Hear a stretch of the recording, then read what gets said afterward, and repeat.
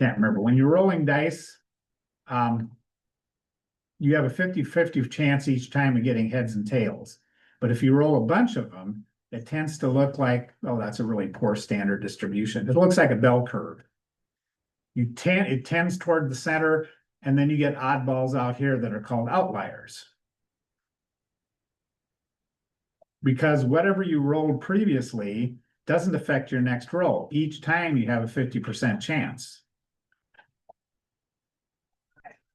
Okay, so what this program is doing is rolling zeros or ones, right? So either it's a 0 or a 1. We're keeping track of how many heads and how many tails.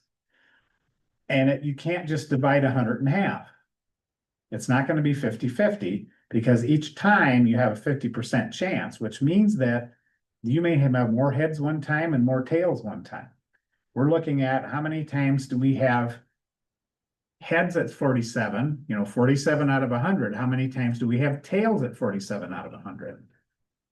And this is kind of a timing thing too. How many rolls? Let's do 100. So that was 100 rolls of 100 dice.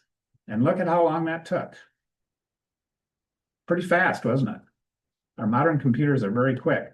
Of those 100 rolls, which had 100 rolls in them, we had 4, right? We had 4 heads and 10 tails. Is it going to be different every single time?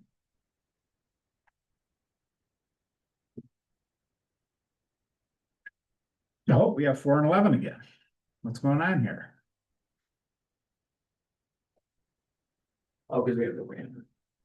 Oh, yeah. Even with randomization, you can get the same answer. Yeah.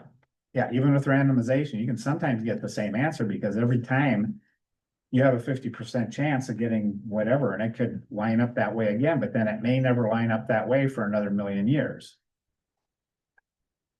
And this took 0.02 milliseconds. So how many milliseconds are in a second? 60.